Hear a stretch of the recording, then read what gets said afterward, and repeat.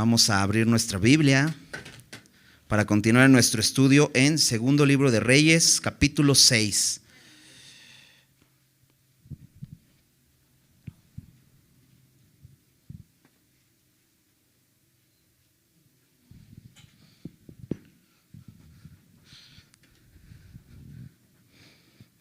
Es una bendición poder estar aquí, pues antes de que acabe el año, y pudiendo conocerle, y meditaba un poco en lo que cantábamos y decíamos cuán grande es Dios, ¿no? Y lo he dicho otras veces, el propósito del pueblo de Israel era mostrar eso, cuán grande es Dios, porque Dios escogió este pueblo para bendecir a las naciones a través de esta revelación de quién es Él, ¿no? A través de su poder.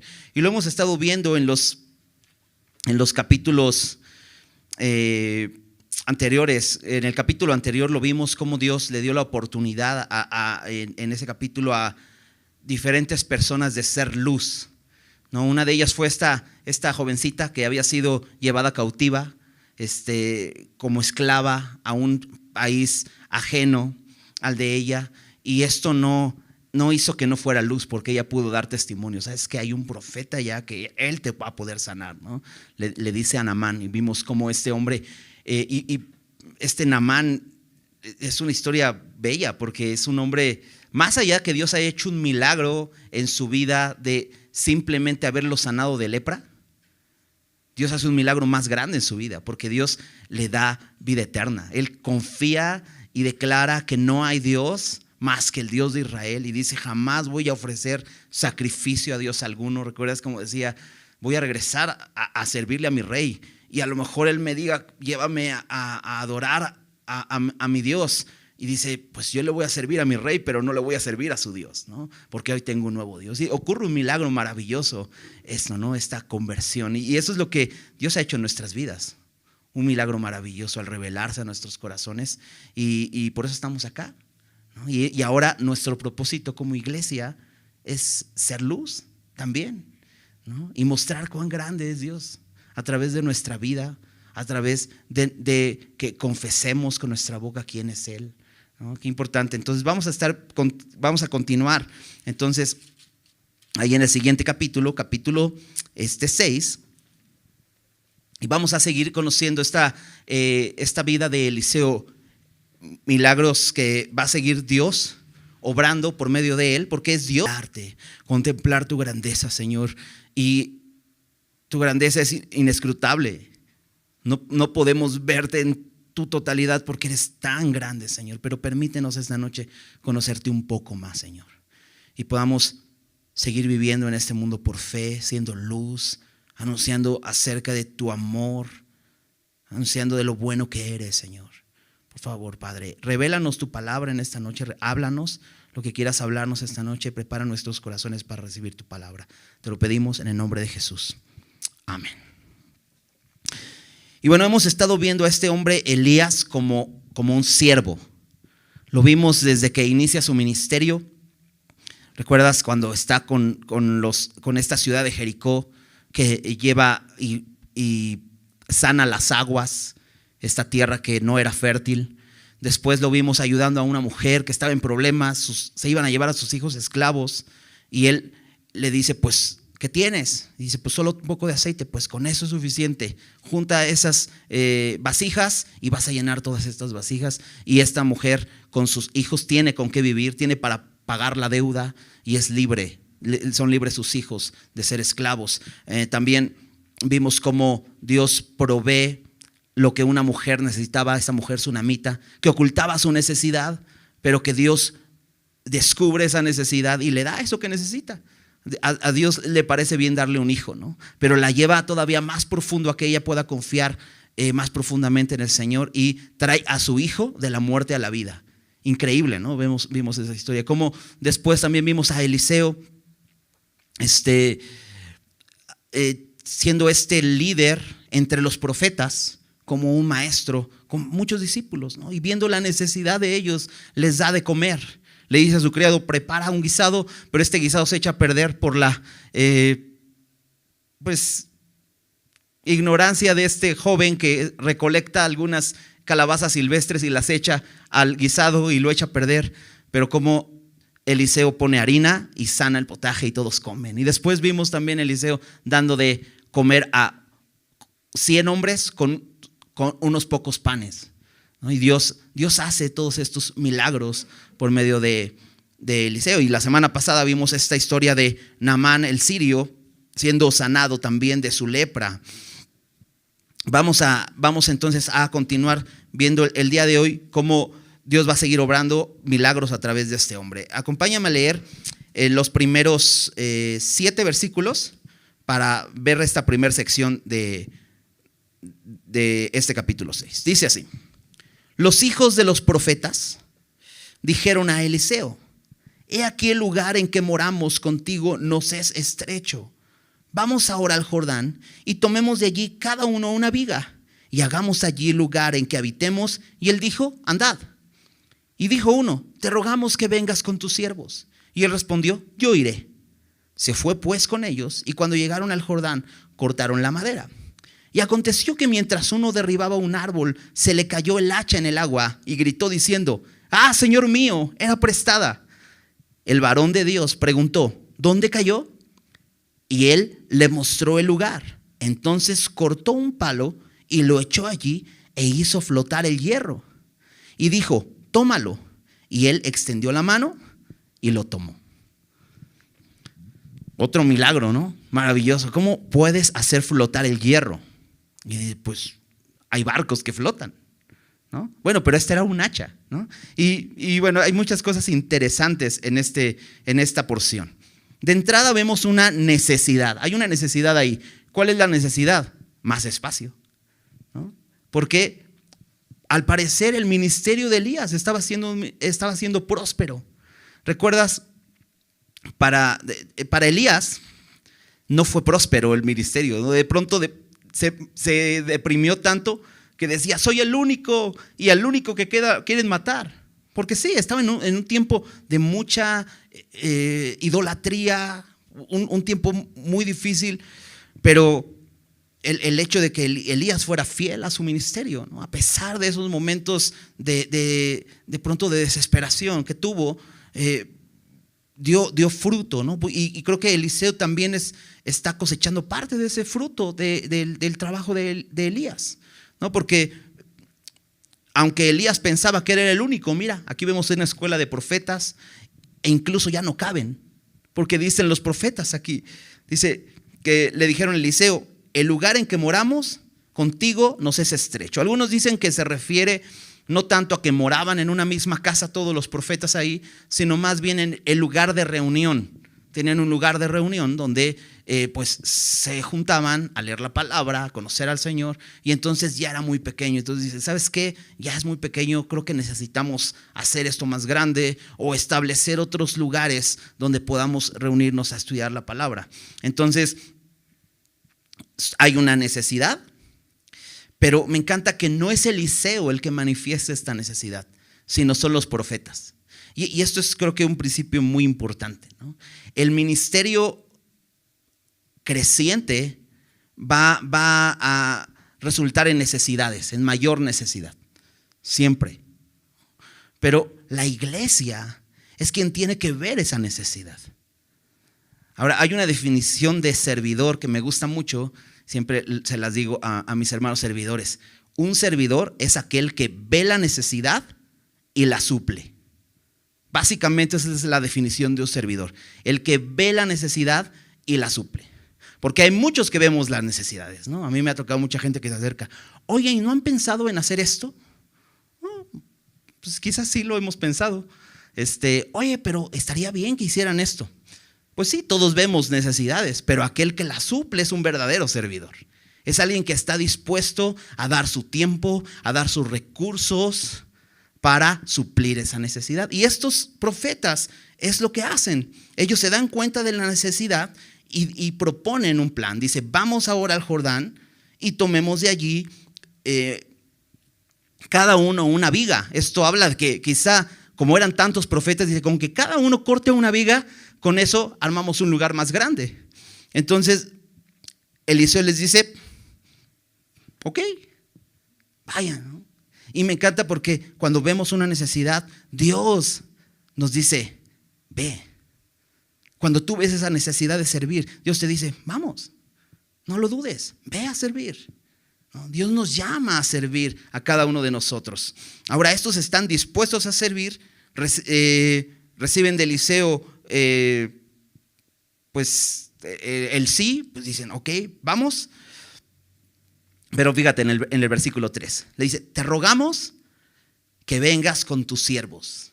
Y él respondió, yo iré. Eso me encanta, porque Eliseo es un siervo.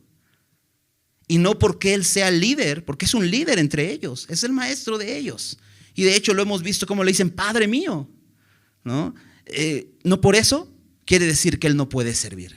Me encanta porque un líder espiritual no es como los líderes del mundo. Jesús decía, los gobernantes de este mundo se enseñorean de las personas, ejercen potestad sobre ellos, pero les dice, no será así entre ustedes, sino que el que quiera ser grande será siervo de todos.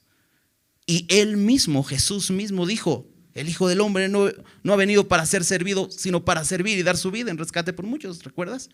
Entonces aquí vemos a Eliseo como ese siervo que lo invitan sus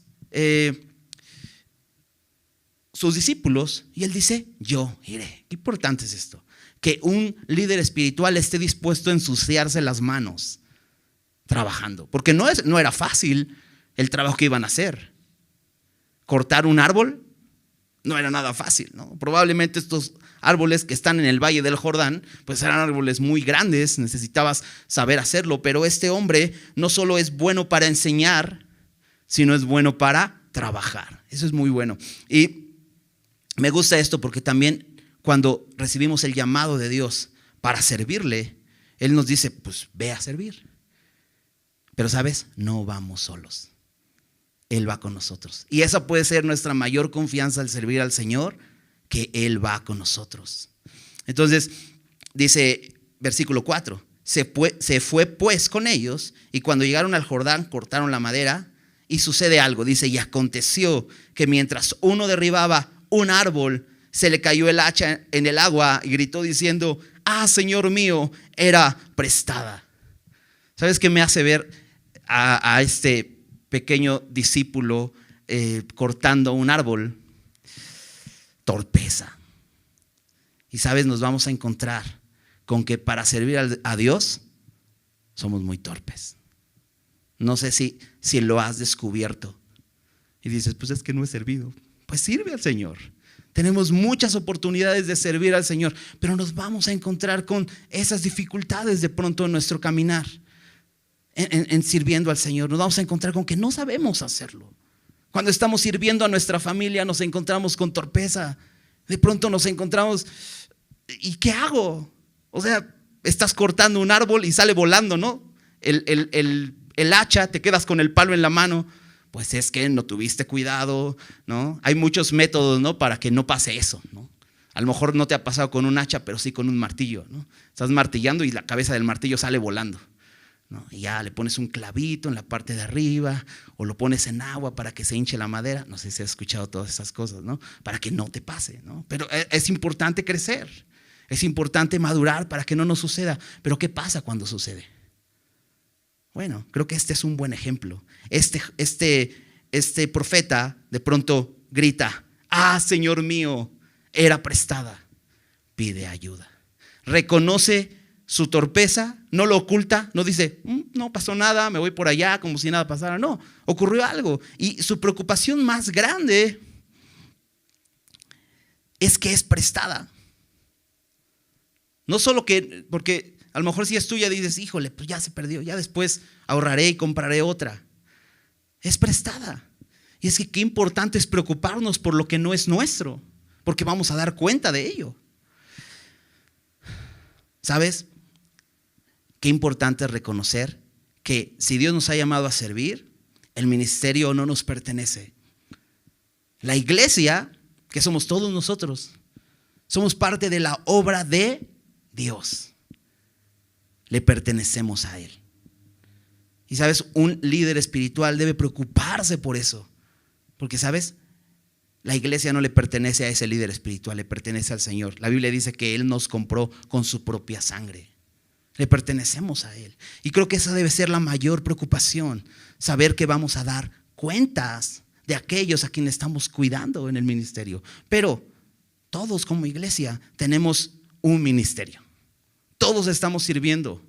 Debemos saber como padres que Dios nos ha dado hijos. Y esos hijos no nos pertenecen, son prestados. Y debemos tener esa preocupación de dar buenas cuentas, ¿no? Debemos tener ese cargo de decir, es que le voy a dar cuentas a Dios de la vida de mis hijos, de mi esposa. Por eso debo cuidarla. Por eso dice Pablo a los hombres, amen a sus mujeres, así como Cristo amó a la iglesia y se entregó por ella, para santificarla. Así ustedes cuiden a sus esposas, que estén en el camino de Dios, lavándolas con la palabra, porque van a dar cuentas de ella. Qué importante es esto. Los recursos que Dios nos da no nos pertenecen, son prestados. Leíamos la semana pasada en este versículo en Timoteo que hablaba del contentamiento y nos decía, porque nada hemos traído a este mundo y sin duda nada podremos sacar. Dios todo lo que nos da es prestado y de todo lo que recibimos vamos a dar cuenta. Qué importante es tener ese temor y poder gritar en algún momento, Señor, ayúdame, porque esto que me has confiado es prestado y te pertenece y te voy a dar cuentas por ello. Este joven se da cuenta de su torpeza, de su error, de su incapacidad, de que no puede hacer nada ante lo que acaba de suceder y pide ayuda. Versículo 6. El varón de Dios preguntó dónde cayó y él le mostró el lugar. Me encanta porque se preocupa. ¿Sabes? Algo que podemos saber es que Dios se preocupa aún por las cosas pequeñas. Eliseo no le dice, ay, no te preocupes, ahí luego compramos otra. Ahí luego vemos qué hacemos. No, se preocupa. Y sabes, si a ti te preocupa algo, a Dios le preocupa. No tanto porque Él no pueda traer una solución, sino porque te ama. Entonces puedes venir con confianza aún en las cosas cotidianas, aquellas torpezas que tendemos a cometer. Podemos venir, Señor, no sé cómo hacerlo. Señor, acabo de perder mi hacha, ayúdame. Y Él está dispuesto a venir y pregunta, ¿dónde cayó? Me encanta, Eliseo es bastante empático y se preocupa. Y después entonces le muestra el lugar. Entonces él cortó un palo y le echó allí e hizo flotar el hierro. Dices, ¿así de fácil? Ahora están cerca del río, probablemente las aguas que están pasando por ahí son aguas corrientes, o sea, que está corriendo, ¿no? Y se está llevando las cosas. Pues dice, pues yo vi que cayó ahí, pero no sé si la corriente ya la arrastró más. Pero el profeta, confiando en el Señor, toma este palo y lo echa y hace flotar el hierro. Ahora, lo que está sucediendo aquí es un milagro, ¿no? Podemos investigar, no, pues mira, las leyes de la física nos dicen que si tiene pues mayor volumen, el hierro puede flotar, ¿no? Y el Arquímedes decía que él al principio de no sé qué y todo este rollo. No, realmente sucedió un milagro, eso no puede suceder. Y es que, sabes, Dios solamente puede hacer lo que nosotros no podemos hacer. Él sí puede hacerlo y podemos confiar en Él. Lo que sucede aquí es un milagro, pero es un milagro que dices, bueno, resucitaron muertos, es un milagro. Pero mira, esto que dices es como algo cotidiano, como que se puede comprar otro, no se cae el mundo porque se le cayó el hacha, pero sabes, a Dios le preocupa. Por eso en su palabra dice, por nada estéis afanosos. Eso que te puede estar preocupando demasiado, dice, no, llévalo a Dios. Pide ayuda. Él está contigo. Si a ti te preocupa, Él va a alinear tu corazón para que puedas seguir confiando en Él. Y entonces hace flotar el hierro. Y dijo, tómalo. Y él extendió la mano y la tomó. Ahora algo, como te decía de Naamán, algo que sucedió en la vida de Naamán, más que haya sido sanado de la lepra como un milagro maravilloso, es que él pasó de muerte a vida. Él pasó de confiar en ídolos a confiar en el Dios verdadero. Ocurrió un milagro mucho más grande. Y eso es lo que ha ocurrido en nuestras vidas. Un milagro más grande. Algo que nosotros no podíamos hacer, Solo Jesús lo pudo hacer. Rescatarnos de la muerte. ¿Quién más podía hacer eso?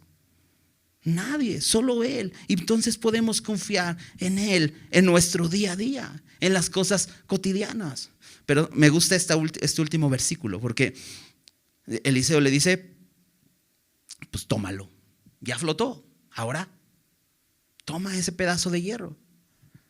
Y extendió la mano y lo tomó. ¿Sabes? Porque Jesús puede hacer lo que nosotros podemos hacer. No podemos hacer, ya lo ha hecho en la cruz. Pero la gracia sí es. La gracia es ofrecida. ¿Qué tenemos que hacer? Simplemente tomarla. Y eso es lo que hemos hecho. Y si no lo has hecho, tienes que hacerlo, porque es un regalo. Tú no puedes hacer nada para salvarte a ti mismo, pero Él ya lo ha hecho todo. ¿Qué tienes que hacer? Simplemente tomar ese regalo. Pero me encanta porque al tomarlo, este hombre se hace partícipe de ese acontecimiento. No solamente porque él perdió el hacha, sino porque él puede recibirla. Y está presente ahí. Este es un milagro que sucede y va en contra de las leyes, ¿no? Va en contra de la ley de la gravedad, ¿no? Porque pues se va a hundir y se va a ir al fondo. Eso es lo que la ley de la gravedad dice. Pero hay otras leyes, como te decía. ¿Cómo haces que un barco flote? Pues porque hay leyes que hacen que un barco flote. Hay una ley superior de la ley de la gravedad. ¿Cómo haces que un avión vuele? Pues porque hay una ley superior a la ley de la gravedad, ¿no? La ley de la aerodinámica. Y acompáñame a Romanos 8. Porque esta es nuestra nueva realidad. Ahora en Cristo. Vivimos en un mundo donde existe la ley de la gravedad. Y donde existe la ley del pecado. Donde existe la ley de la muerte. ¿Verdad? Pues mira, en Romanos 8. Romanos 8:1 dice que no hay condenación para aquel que está en Cristo Jesús. Y aquí dice en el versículo 2. Porque la ley del Espíritu de vida en Cristo Jesús. ¿Ves que está hablando de una ley? La ley del Espíritu de vida en Cristo Jesús me ha librado de otra ley. ¿Cuál ley? De la ley del pecado y de la muerte. Es una ley superior a la ley en la que vivimos. Porque en este mundo hay pecado y muerte. Pero la ley del Espíritu de vida en Cristo Jesús me ha librado de la ley del pecado y de la muerte. Ha hecho lo que nada podía hacer. Ha hecho flotar el hierro. Dice, porque lo que era imposible para la ley, por cuanto era débil por la carne, Dios, enviando a su Hijo en semejanza de carne de pecado, y a causa del pecado, condenó al pecado en la carne. ¿Te das cuenta? Hoy podemos estar vivos, no por nuestras fuerzas, porque lo que nos sucede a nosotros es que nos hundimos. Lo natural es que caigamos. Eso es lo natural en nosotros, que estemos en el fondo.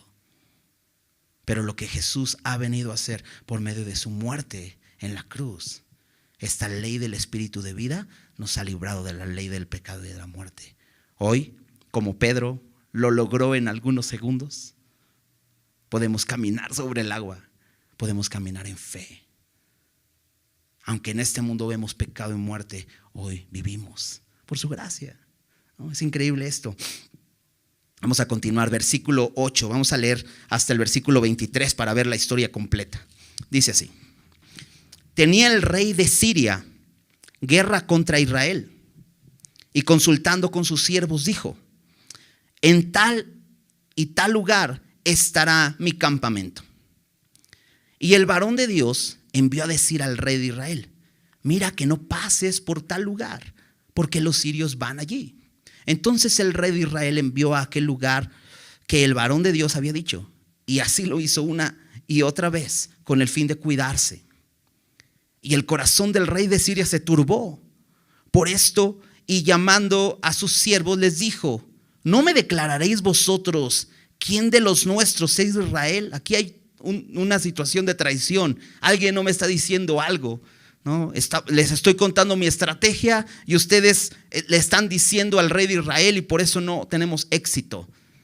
Bueno, ¿qué sucede? Entonces uno de los siervos dijo: no, rey, señor mío, sino que el profeta Eliseo está en Israel, el cual declara al rey de Israel las palabras que tú hablas en tu cámara más secreta.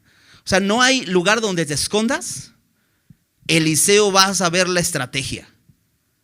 Ese es el problema. No sé si era Naamán, porque recuerdas que Naamán era siervo del rey de Siria, de hecho era el capitán del ejército, y no sé si es Naamán el que de pronto le dice: no es que haya traición entre nosotros, sino que Eliseo, ¿te acuerdas aquel que me sanó de la lepra, que me enviaste? Bueno, no sé si sea él, quizá, pero le están diciendo qué es lo que sucede. Eso que debió haber hecho en el rey de Siria, pues decir, nunca voy a poder con ellos. Pero fíjate qué pasa, versículo 13. Y él dijo: id y mirar dónde está para que yo envíe a prenderlo. Y le fue dicho: he aquí que él está en Dotán. Entonces envió el rey allá gente de a caballo y carros y un gran ejército, los cuales vinieron de noche y sitiaron la ciudad. ¿Te das cuenta cómo este rey no subestima a Eliseo? Pero ¿cómo? O sea, en lugar de ver que Dios, por medio de Eliseo, está descubriendo sus estrategias, no diga: ok, pues yo me rindo. Y es que te decía hace un rato, el propósito de Israel era hacer luz a las naciones. Que las naciones pudieran conocer quién es el Dios verdadero. Ahora, este rey de Siria ya había escuchado de Eliseo.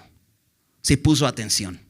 Porque Naamán, lo vimos en el capítulo anterior, había dicho: oye rey, pues una muchacha que vive en mi casa, que es de Israel, me dijo, ¿no? Quizá no escuchó tan bien porque lo mandó con el rey, ¿te acuerdas? Para que el rey lo sanara. Quizá no escuchó bien, pero Dios se quería mostrar. Ahora este Naamán regresó a su amo. Entonces, ya había escuchado de este Dios. Pero ¿qué hace al volver a escuchar que hay un profeta de Dios en Israel? Quiere prenderlo. Me encanta esta porción porque lo que podemos ver aquí es que Dios cuida a su pueblo. Y usa a Eliseo para cuidar a su pueblo. Porque tú sabes, Joram, que es el rey, no es un buen rey. Era hijo de Acab y Jezabel. Y ya lo hemos visto desconfiando de Dios todo el tiempo. Pero aún así, Eliseo le manda a decir: no vayas por allá. ¿Sabes qué? Que el rey de Siria ahí va a tener una de esas de sus bandas armadas. Entonces no vayas por allá. Y el rey va y confirma y dice: mira, si es así. Dios cuida a su pueblo. Y Dios usa a sus siervos para dar a conocer al mundo. Algo que debemos recordar es que Dios está con nosotros y Dios nos protege. Y estamos en este mundo con un propósito: dar a conocer al Dios verdadero. Dar a conocer la obra de Dios de salvación por medio de Cristo. Para eso estamos aquí. Pero Dios nos cuida en medio de eso, ¿sabes? Y nos vamos a meter en problemas por hablar de eso. Como Eliseo. Ya se metió ahora en problemas con este rey. Porque, ¿sabes? El mundo nunca va a considerar lo espiritual. El mundo siempre va a ver las cosas materialmente. Le están diciendo: es que hay un profeta allá. Ok, pues ¿qué hago? Pues lo prendo y ya. Lo llevo a la cárcel y ya no puede decirle nada a nadie y sigo con mi vida. El mundo siempre va a buscar silenciar la verdad. Pero estamos aquí para hacer luz. Sigamos hablando la verdad.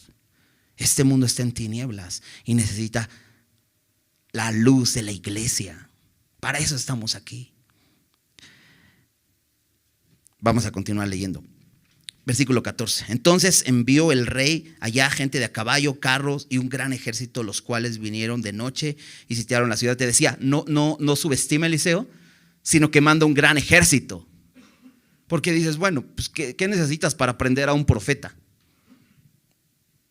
Pues con que lleves 2, a lo mejor 4 grandotes y ya te los llevas, ¿no? ¿Por qué lleva carros, caballos y un gran ejército. Ahorita vamos a ver que eran bandas armadas. Realmente no era un ejército militar. Sin embargo, envía mucha gente para prender a Eliseo.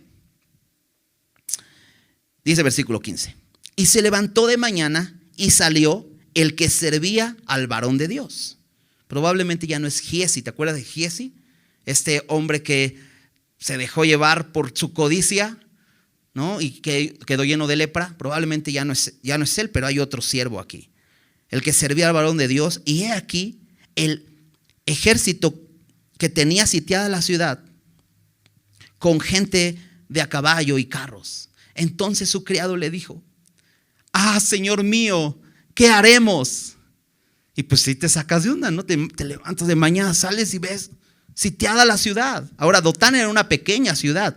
¿Recuerdas? La ciudad de Israel grande era Samaria, donde estaba el rey, donde estaba el palacio. Pero ahí es Dotán, una pequeña ciudad. No te esperas nunca que haya eso. Y este siervo se espanta. Pero me encanta porque no sé si era el mismo que perdió el hacha, pero vuelve a gritar de la misma manera: Señor mío, ¿qué haremos? Y me encanta eso, que podamos gritar cada día así: Señor, ¿qué haremos? Hay algo que recurrimos a hacer cuando estamos en una prueba. ¿Qué voy a hacer? No sé si te has preguntado. Sucedió algo y dices: ¿y ahora qué voy a hacer? Pero me encanta la pregunta de este hombre porque dice: ¿qué haremos? ¿No? Porque si preguntas ¿qué voy a hacer?, estás buscando la respuesta en ti.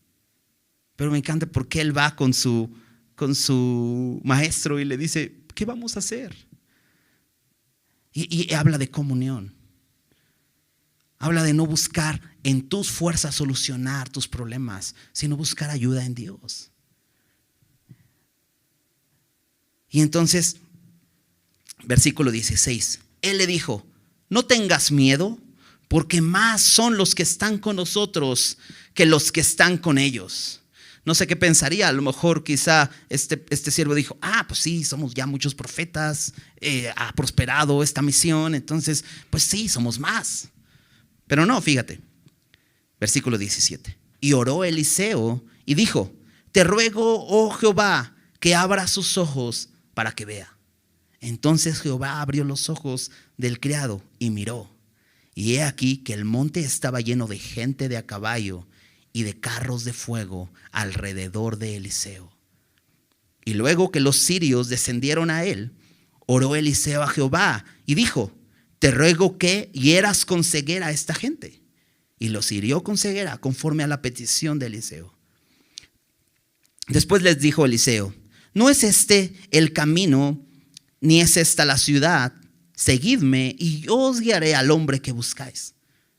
Y los guió a Samaria. Y cuando llegaron a Samaria, dijo Eliseo: Jehová, abre los ojos de estos para que vean. Y Jehová abrió sus ojos y miraron, y se hallaban en medio de Samaria. Cuando el rey de Israel los hubo visto, dijo Eliseo: ¿los mataré, padre mío? Él le respondió: no los mates. ¿Matarías tú a los que tomaste cautivos con tu espada y con tu arco? Pon delante de ellos pan y agua para que coman y beban y vuelvan a sus señores. Entonces se les preparó una gran comida, y cuando habían comido y bebido, los envió, y ellos volvieron a su señor, y nunca más vinieron bandas armadas de Siria a la tierra de Israel. ¿Qué onda con eso, no?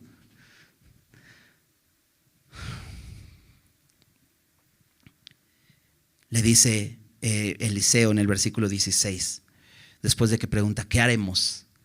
Y le dice: no tengas miedo. Y de pronto sucede algo que él no esperaba. Son abiertos sus ojos, porque Eliseo es un hombre que ora. Me encanta eso, porque dice: oró, dice el versículo 17, y oró Eliseo y dijo: te ruego, oh Jehová. ¿Te das cuenta que no dice: declaro que algo raro ahí? No, te ruego. No dice: reclamo en este momento. No, porque Eliseo es un siervo, y como siervos rogamos. ¿Sabes? Para rogar necesitas humillarte. No sé si has escuchado esa frase de, pues yo no soy un rogón. Pues es que sí, porque somos orgullosos y no nos gusta pedir, mucho menos rogar. Pero este hombre en oración le pide a su Dios, a un Dios bueno y amoroso. Le pide en un ruego: te ruego, Jehová, que abra sus ojos para que vea. Porque este joven profeta, este siervo de Eliseo, no ve. Y no es que estuviera ciego físicamente, pero no veía espiritualmente. ¿Sabes? El hombre de Dios debe aprender a ver con los ojos de la fe, con ojos espirituales. Y ¿sabes? Si tú ya ves con ojos espirituales, te invito a que ores por aquellos hermanos tuyos que aún no están viendo con ojos espirituales, porque nos enfrentamos cada día a problemas y debemos aprender a ver las cosas que vemos como son, como cosas espirituales, como conflictos espirituales, porque somos dados a verlo como cosas materiales. Pablo nos dice en Efesios: no tenemos lucha contra carne y sangre, sino contra principados, potestades, gobernadores de las tinieblas, huestes espirituales de maldad. Lo que vivimos es espiritual, no es físico. Si tienes un problema con tu esposa, no es personal, es espiritual. El enemigo quiere separarlos. Si tienes un problema con tus hijos, no es físico, es espiritual, y hay que pelear espiritualmente. Y por eso lo que hace Eliseo es pide: Señor, te pido que abras los ojos de para que vea. Entonces Jehová abrió los ojos del criado y miró. Y esto es increíble. De pronto voltea y ve el monte lleno de gente de a caballo. No sé cómo sería la escena, pero es maravillosa, ¿no? No sé si te gustan estas películas épicas, ¿no? Como El Señor de los Anillos, ¿no? Y están ahí en medio de la batalla y voltean y de repente, oh, mira, ahí vienen a ayudarnos, ¿no? ¿Qué onda, no? Y estos carros y caballos, carros de fuego, ¿no? ¿Te imaginas? Qué increíble. Salmo 34:7 dice: el ángel de Jehová acampa alrededor de los que le temen y los defiende. Qué confianza saber eso. Porque vivimos en un mundo de pruebas. Vivimos muchas dificultades. Pero el hombre de Dios debe andar por fe. Es que hay muchos contagios. Ajá. Debemos andar por fe. Saber que el ángel de Jehová acampa alrededor de los que le temen y los defienden. Porque Dios nos dice: no temas. Y de pronto Dios abre nuestros ojos y nos permite ver. Ahora, ¿cómo Dios abriría nuestros ojos? Con su palabra. Dice Salmo 119:105: lámpara es a mis pies tu palabra y lumbrera mi camino. ¿Qué necesitamos? Su palabra diariamente. Diariamente es su palabra. Porque su palabra va a abrir nuestros ojos a ver las cosas espiritualmente.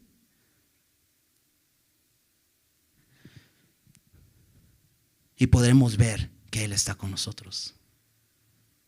Que si seguimos en este mundo es para seguirle dando gloria. Es para seguir anunciando de Él. Que su ángel acampa alrededor de nosotros y nos defiende, y que podamos abrir los ojos.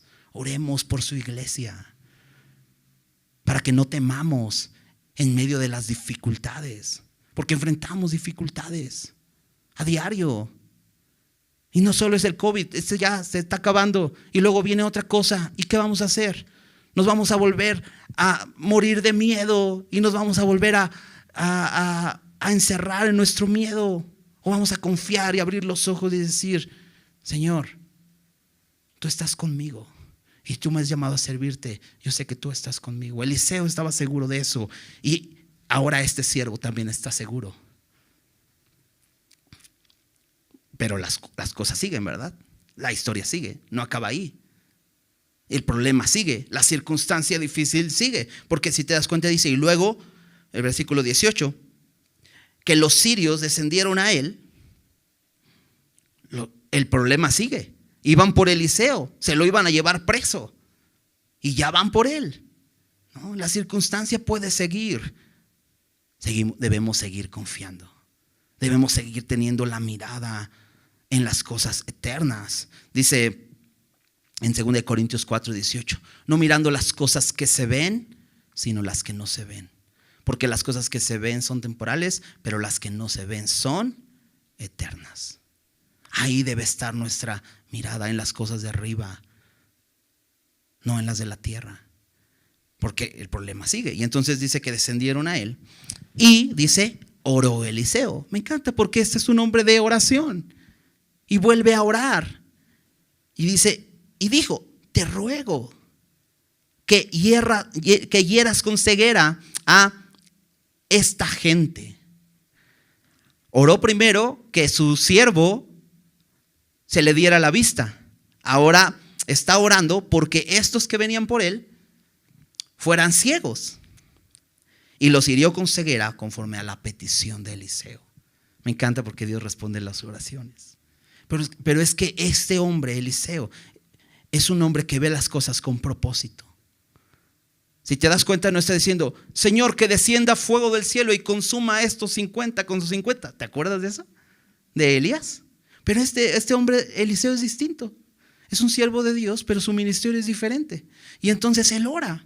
Y estos hombres quedan ciegos. Ahora, vamos a ver que no quedan ciegos físicamente. Porque después en el siguiente versículo les dice, síganme. Entonces no están ciegos físicamente, pero sí espiritualmente. Ahora, ellos ya eran ciegos espiritualmente. De hecho, la Biblia dice que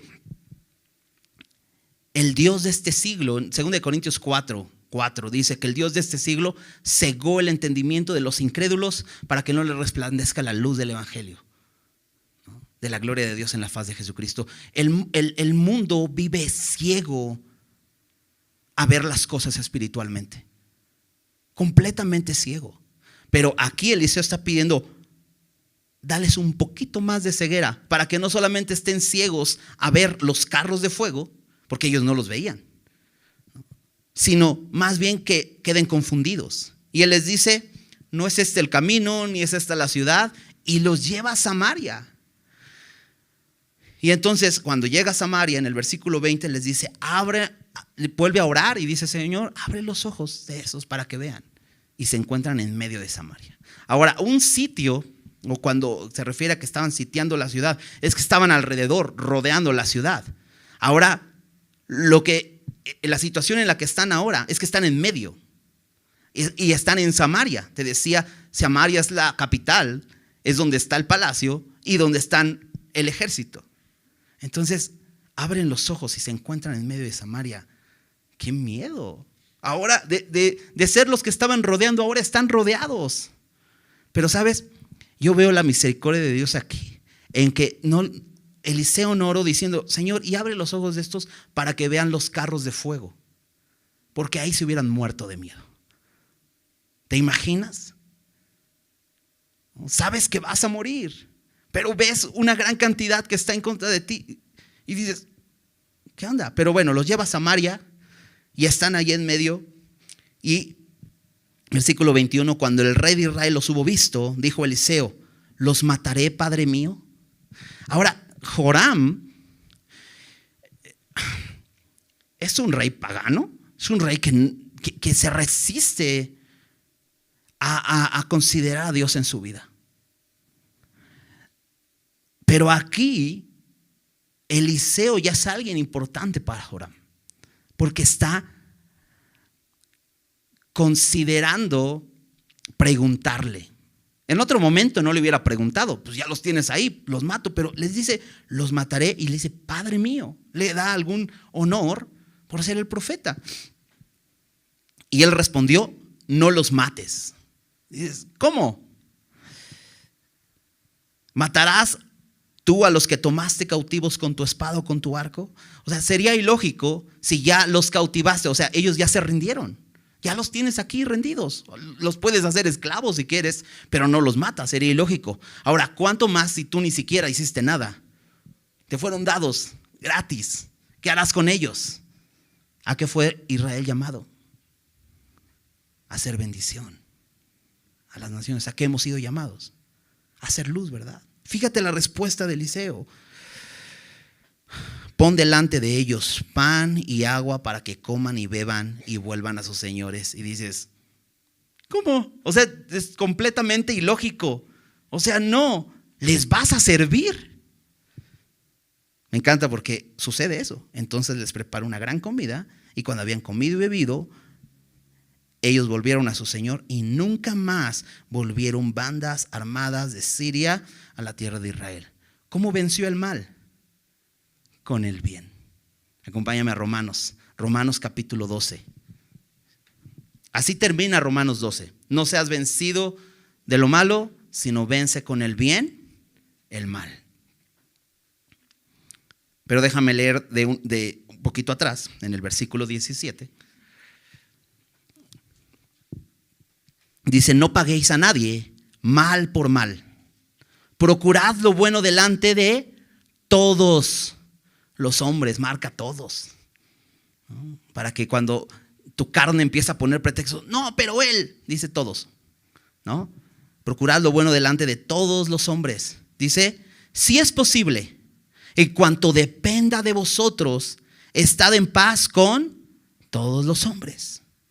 No os venguéis vosotros mismos, amados míos, sino dejad lugar a la ira de Dios. Porque escrito está, mía es la venganza, yo pagaré, dice el Señor. ¿De quién es la venganza? De Él.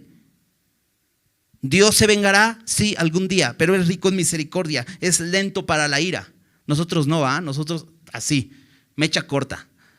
Pero Dios es lento para la ira, es grande en misericordia. Pero Él dice, mía es la venganza, yo pagaré, dice el Señor. Así que, en cambio, nosotros, ¿qué es lo que debemos hacer? Si tu enemigo tuviere hambre, dale de comer. Y si tuviere sed, dale de beber. Pues haciendo esto, ascuas de fuego amontonará sobre su cabeza. No seas vencido de lo malo, sino vence con el bien el mal. Lo que es natural en nosotros es la venganza. Pero ¿qué dice la Biblia? No paguéis a nadie mal por mal. Entonces, ¿los mataré? ¿Se lo merecen? Sí. ¿Se merecían la muerte? Sí. ¿Eran enemigos? Sí. ¿Y?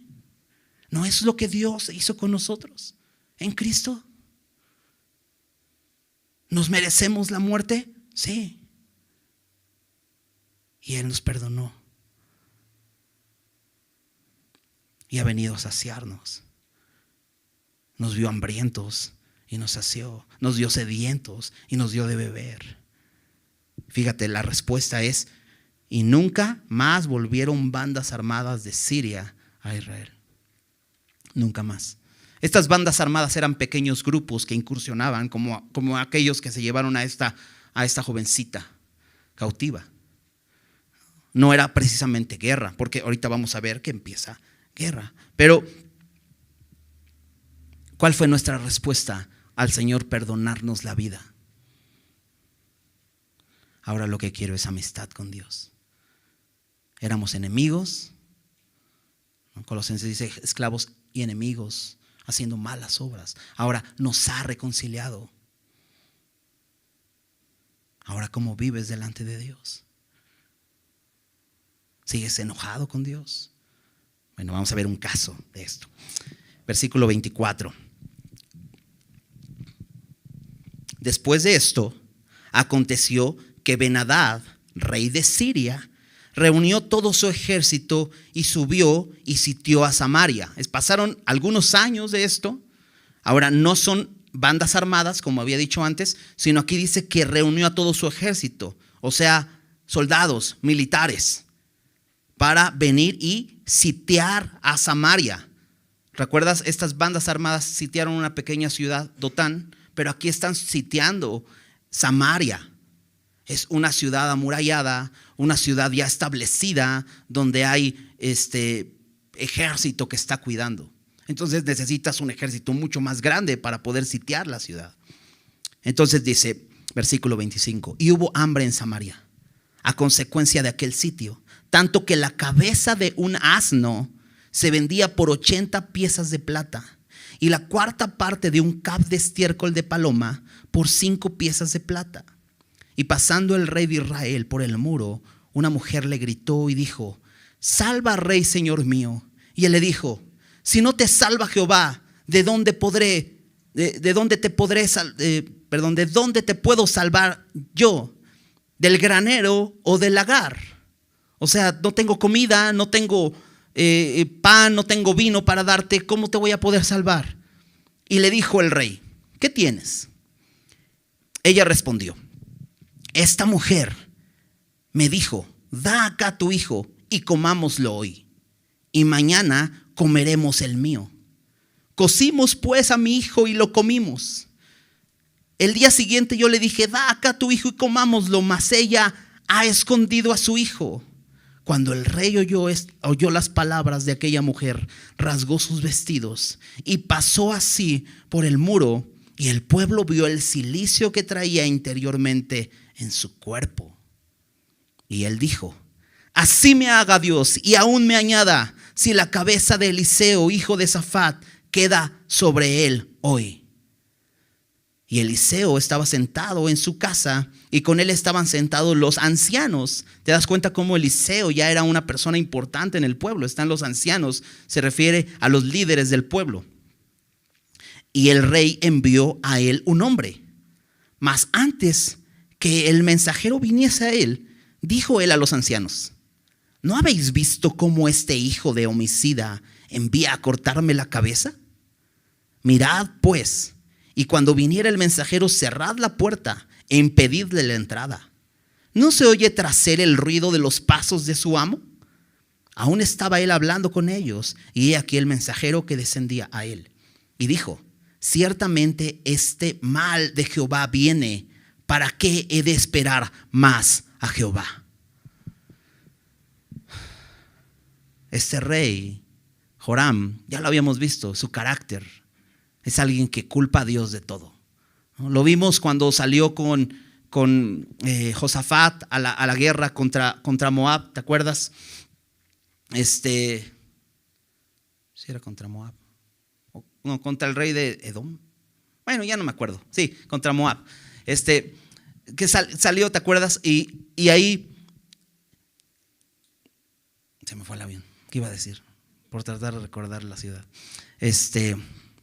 Bueno, ahí se quejó y le culpó a Dios y dijo: que Dios ha unido a estos reyes para matarnos aquí en el desierto, ¿no? Lo vimos el capítulo anterior, ¿no? Cuando el rey de Siria le manda cartas, y en lugar de aprovechar la oportunidad para mostrar quién es Dios en Israel, dice: ya ven que tiene mal contra mí. Él todo lo pensaba mal.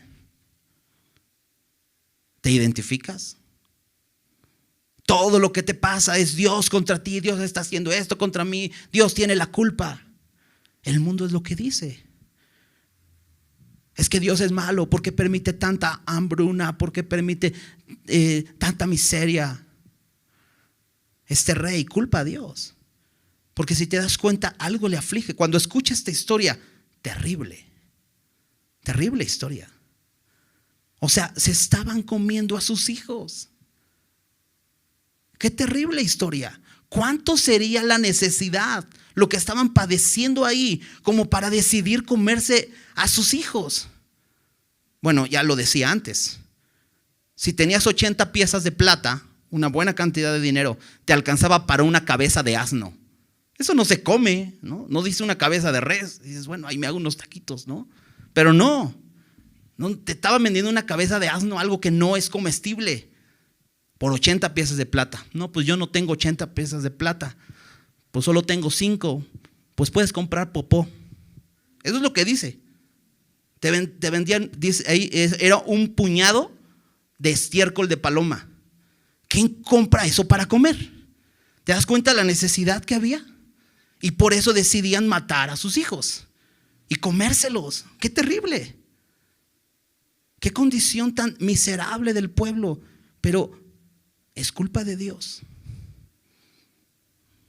¿Qué sucede? Acompáñame a Deuteronomio.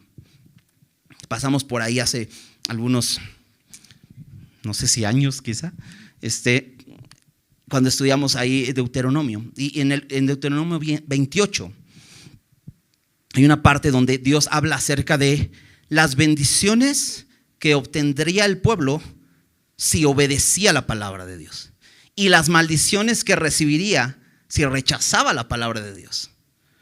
Déjame leer 28, ahí en el versículo 1, Deuteronomio 28:1, para que tengamos como que la idea de lo que habla aquí. Dice: acontecerá que si oyeres atentamente la voz de Jehová tu Dios, para guardar y poner por obra todos sus mandamientos que yo te prescribo hoy, también Jehová tu Dios te exaltará sobre todas las naciones de la tierra. ¿Te das cuenta qué promesa? Y vendrán sobre ti todas estas bendiciones y te alcanzarán si oyeres la voz de Jehová tu Dios. ¿Qué era la condición? Escuchar y obedecer. Pero después empieza a hablar de las maldiciones que le sucedería al pueblo. En el versículo 15, fíjate cómo dice: pero acontecerá, si no oyeres la voz de Jehová tu Dios para procurar cumplir todos sus mandamientos y sus estatutos que yo te intimo hoy, que vendrán sobre ti todas estas maldiciones y te alcanzarán, aunque corras. Déjame brincarme al versículo 47. Dice: por cuanto no serviste a Jehová tu Dios con alegría y con gozo de corazón, por la abundancia de todas las cosas, servirás por tanto a tus enemigos, como este enemigo que era Siria, que enviare Jehová contra ti, con hambre y con sed. Es lo que sucedía, ¿verdad? Con desnudez y con falta de todas las cosas, y él pondrá yugo de hierro sobre tu cuello hasta destruirte. Bueno, solo déjame decirte algo. Esto aún no ocurría en Israel. Esto es como una probadita nada más, esto que está viviendo. Porque más adelante vamos a ver cómo vienen los asirios a llevar cautivo a Israel. Y ahí sí se pone peor que esto. Eso es solamente una parte. Pero ¿te das cuenta cómo está sucediendo lo que Dios había dicho? Ahora déjame brincarme al versículo 52, porque es mucho más claro todavía. Pondrás sitio a todas tus ciudades. En este momento solamente está poniendo sitio a Samaria. Pero aquí dice: pondrás sitio a todas tus ciudades hasta que caigan tus muros altos y fortificados en que tú confías, en toda tu tierra. Sitiará pues todas tus ciudades y toda la tierra que Jehová tu Dios te hubiere dado, y comerás el fruto de tu vientre, la carne de tus hijos y de tus hijas que Jehová tu Dios te dio en el sitio y en el apuro con que te angustiará tu enemigo. El hombre tierno en medio de ti, está hablando de un príncipe, de una persona reconocida. El hombre tierno en medio de ti y el muy delicado mirará con malos ojos a su hermano y a la mujer de su seno y al resto de sus hijos que le quedaren, para no dar a alguno de ellos de la carne de sus hijos que él comiere, por no haberle quedado nada en el asedio y en el apuro con que tu enemigo te oprimirá en todas tus ciudades, como animales, como bestias, ¿no? O sea, dice, un hombre va a voltear y va a decir: no, dame, esto es mi carne, pero es tu hijo, no importa, no le voy a dar a nadie. ¿Te imaginas lo que está sucediendo? Dice: la tierna y delicada entre vosotros, o sea, las mujeres, las doncellas, que nunca la planta de su pie intentaría sentar sobre la tierra, de pura delicadeza y ternura, mirará con malos ojos al marido de su seno, a su hijo y a su hija, al recién nacido que sale de entre sus pies y a sus hijos que diere a luz, pues los comerá ocultamente por la carencia de todo, en el asedio y en el apuro con que tu enemigo te oprimirá en tus ciudades. ¿Te das cuenta que Dios está cumpliendo su palabra? Dios es fiel para cumplir su palabra, ¿sabes? Muchas veces podemos culpar a Dios de las cosas que estamos viviendo. Pero ¿sabes? Las pruebas, Dios las permite en nuestra vida para exponer nuestro corazón. Cuando vivimos pruebas, sale lo que realmente somos.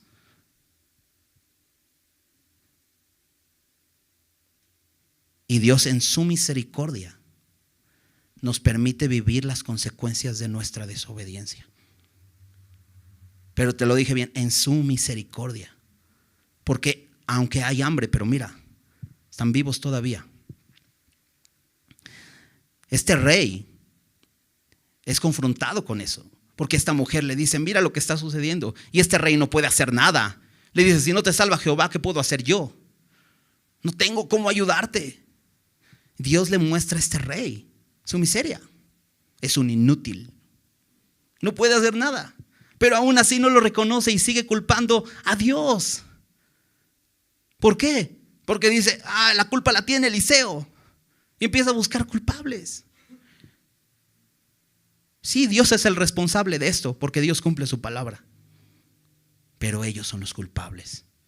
Este rey debía darse cuenta y decir, es consecuencia de nuestro pecado. Tanto yo como el pueblo a quien dirijo somos pecadores y necesitamos arrepentirnos, necesitamos humillarnos. Pero no, ¿qué hace? Quiere cortarle la cabeza a Eliseo. ¿Y qué va a solucionar con eso? Pues nada. Pero así somos, culpando a los demás.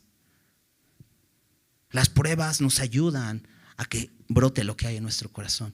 Y cuando vemos la miseria de nuestro corazón, entonces podemos clamar. O viviremos culpando a los demás. Dice, algo interesante que cuando viene este mensajero a Eliseo, decía en el versículo 32. ¿Te acuerdas? Eliseo está con los ancianos sentados y dice que antes de que el mensajero viniese a él, dijo a los ancianos, ¿no habéis visto cómo este hijo de homicida envía a cortarme la cabeza? Algo interesante ahí es que llama a Joram como hijo de homicida. ¿Recuerdas? Joram es hijo de Acab y Jezabel. Acab es un homicida, Jezabel igual. Y lo que está diciendo es que la naturaleza de Joram no ha cambiado. Aunque ha visto la evidencia, porque ya fue con Josafat a la guerra y Dios los libró. Con todos estos estanques que cavaron y se llenaron de aguas, ¿te acuerdas? Y les da la victoria. Ya vio cómo le dijo Eliseo, envíame a Naamán, yo lo sanaré. Ya vio Joram cómo Eliseo pudo sanar a Naamán. Hay evidencia, no puede decir que no conoce el poder de Dios, pero ante la evidencia se niega y su naturaleza por tanto no ha cambiado. No hay un arrepentimiento, no confía en el Señor. ¿Has visto la evidencia de Dios en tu vida? ¿En la vida de los demás? ¿Te has rendido al Señor verdaderamente? Es lo que Dios quiere, que ante la evidencia nos rindamos, pero este rey no. Y Eliseo lo dice claramente, su naturaleza sigue igual, es un hijo de homicida, no ha cambiado en nada.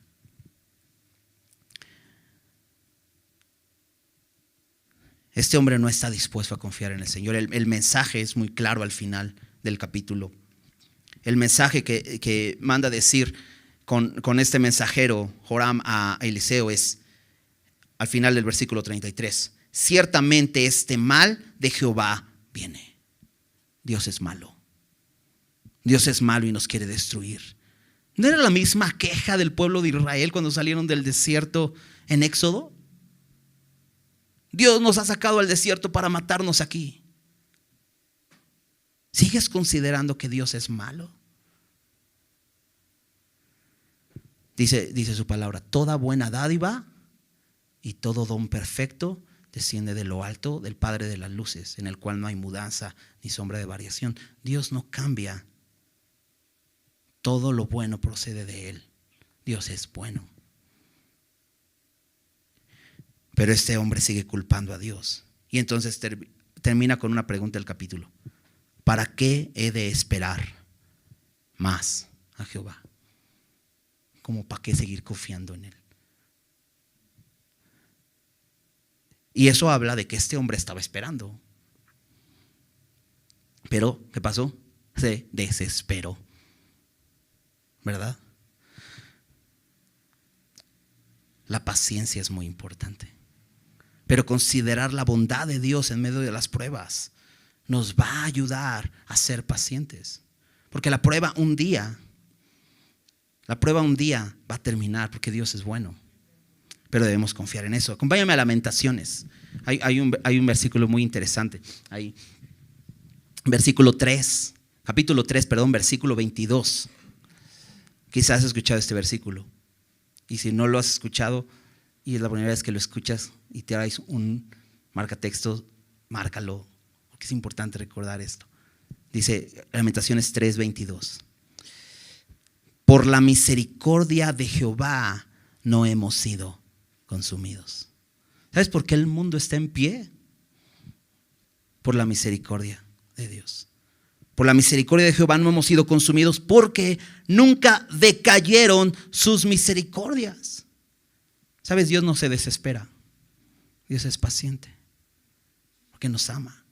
No decayeron sus misericordias. Nuevas son cada mañana. Grande es tu fidelidad. Y entonces fíjate cómo responde el que está diciendo esto, que es Jeremías. Mi porción es Jehová, dijo mi alma. Por tanto, ¿qué dice? En él esperaré. ¿Qué decía Joram? Yo ya no esperaré más. Pero después de saber que es por la misericordia de Dios que estamos en pie, dices, por tanto en él esperaré. Bueno es Jehová a los que en él, ¿qué dice? Esperan. Al alma que le busca. Dice el siguiente versículo. Bueno es esperar. ¿Te das cuenta? Bueno es esperar en silencio la salvación de Jehová. Híjole, nos adelantamos, ¿verdad? Y empezamos a hablar. Pero aquí me encanta este versículo. Bueno es esperar en silencio la salvación de Jehová, porque ciertamente vendrá. De hecho, el siguiente capítulo empieza diciendo eso, que la salvación de Dios viene. Pero eso lo vamos a dejar para el siguiente capítulo. Pero enfoquémonos en esto. La paciencia es una necesidad de nuestras vidas, sin duda. Esperar. Hebreos 10, 35 y 36. No tiene mucho que pasamos por ahí en domingo. Y veíamos este contexto de estos hebreos, de estos judíos, esos israelitas que habían confiado en Jesús. Y de pronto veían las pruebas. Y de pronto venía gente que quería hacerlos regresar al antiguo pacto, cuando ya hay un nuevo pacto en el cual podemos vivir. Ya hay un pacto seguro que no depende de nosotros, sino depende de Él, que dio su vida por nosotros. Y de pronto los hebreos se desesperaban y querían regresar. Y entonces ahí el escritor de Hebreos dice en Hebreos 10:35, no perdáis pues vuestra confianza, que tiene grande galardón, porque os es necesaria la paciencia, para que habiendo hecho la voluntad de Dios, obtengáis la promesa. Es necesaria la paciencia. Espera. ¿Estás en una prueba? Bueno, primero analiza por qué estás en esa prueba. ¿Qué Dios es lo que te quiere mostrar en esa prueba? Porque sin duda Dios quiere mostrar lo que hay en nuestro corazón. ¿Qué es lo que Dios te quiere mostrar en esa prueba? Espera, pero no te vayas. Sé paciente. Dios quiere revelarse a tu vida. No pierdas tu confianza, porque hay un gran galardón. Pero es necesario la paciencia, para que habiendo hecho la voluntad de Dios, obtengáis la promesa. Santiago en su carta empieza diciendo, hermanos míos, tengan por sumo gozo cuando se hallen en diversas pruebas. Y hay pruebas duras, ya vimos una. Sin duda es el amor de Dios, yo lo veo así, el amor de Dios mostrándole a su pueblo, es tu miseria. Es tu miseria por tu pecado. Arrepiéntete. Y si hoy estás viendo en tu vida esto, y dices, es que no me alcanza para comprar nada. Y no estoy hablando físicamente, pero dices, es que no me satisfago, no me sacia nada. Estoy así, me siento mal, estoy en problemas. ¿Qué pasa? ¿Culpamos a Dios? o examinamos nuestro corazón. Dios quiere mostrar. Dice Santiago: hermanos míos, tened por sumo gozo cuando os halléis en diversas pruebas, sabiendo que la prueba de vuestra fe produce paciencia. Mas tenga la paciencia su obra completa, para que seáis perfectos y cabales, sin que os falte cosa alguna. Al final, ¿sabes qué es lo que Dios quiere hacer? Quería hacer de su pueblo un pueblo santo. ¿Y sabes qué quiere hacer de ti y de mí? Un pueblo santo, un pueblo completo, sin que nos falte nada. Y por eso permite pruebas en nuestra vida y dice: gózate. Y estás en pruebas, pero examina tu corazón. Y seguramente vas a llorar algunas cosas, y seguramente vas a tener que sacar a la luz algunas cosas, pero Dios quiere transformarte y Dios quiere hacer su obra en tu vida. En resumen, Eliseo fue un siervo que sirvió por amor a sus hermanos. Número 1, Eliseo se muestra como el Señor Jesús, que hizo lo que en nuestra incapacidad y torpeza no podríamos hacer. Hizo flotar el hacha, y solo Jesús pudo salvarnos. Hay una analogía que hace un pastor, el pastor Vernon McGee. Déjame leerte lo que él escribió acerca de esta escena del hacha. Dice: los hombres son perdidos, así como el hacha. Los hombres son perdidos y las aguas oscuras de derrota y de muerte han pasado sobre ellos. Solamente cuando el palo que representa la cruz es echado en las aguas de la muerte, se pueden salvar a los hombres y se pueden restaurar a su propósito y ocupación que les fue dado por Dios en este tiempo y en la eternidad. Me gustó mucho esa analogía, ¿no? Solamente la cruz, y solo Jesús pudo salvarnos ahí. Número 2, solo Jesús pudo vencer el mal con el bien, y nos invita a que nosotros vivamos así. Abrió nuestros ojos para poder conocerle, y hoy quiere seguir abriendo nuestros ojos para poder ver su cuidado, su amor en nuestras vidas. Nos perdonó la vida cuando merecíamos la muerte. Nos hizo sus amigos. Nos reconcilió. Dice Romanos 5:10: porque si siendo enemigos fuimos reconciliados con Dios por la muerte de su Hijo, mucho más, estando reconciliados, seremos salvos por su vida. ¿Estás viviendo pruebas? ¿Ya te reconciliaste con Dios? ¿Y sigues viviendo pruebas? Pues mucho más estando reconciliados con Él. ¿Tú crees que no se va a hacer cargo de nosotros? ¿Tú crees que no nos va a atender cuando estamos en dificultades? Y número 3, Dios nos ama y aún nos lo muestra al permitir pruebas en nuestra vida. Nos hace ver nuestra miseria espiritual, nuestra pobreza, nuestra necesidad, para clamar, para que podamos ver nuestro propio corazón. Híjole, es que vivimos de verdad culpando a Dios de todo. Como sociedad, el mundo culpa a Dios. No estamos lejos de esto, ¿sabes? Antes, ahí en la escena horrible, en ese momento de la historia, estaban comiendo a sus hijos. Hoy matan a sus hijos por placer. Y Dios no nos llama a que hagamos debates. No. Consideremos y hablemos la verdad del Evangelio. Hablemos de Jesús y su obra en la cruz. Es lo que necesita el mundo, la luz del Evangelio. Vamos a orar. Señor, gracias por tu palabra. Gracias, Señor, porque podemos hoy venir delante de ti reconociendo que tú eres el único que puedes hacer por nosotros lo que nosotros ni nadie en este mundo puede hacer. Tú eres el único, Señor, que puede rescatarnos. Gracias, gracias por compadecerte en nuestras necesidades, aún en las más pequeñas. Gracias porque podemos clamar a ti. Gracias, Señor, por abrir nuestros ojos. Señor, ayúdanos a venir a tu palabra cada día y que nuestros ojos sean abiertos a ese mundo espiritual que está a favor de tus hijos. Y que podamos vivir confiados siempre, sabiendo que tú estás por nosotros. Y si tú eres por nosotros, ¿quién contra nosotros?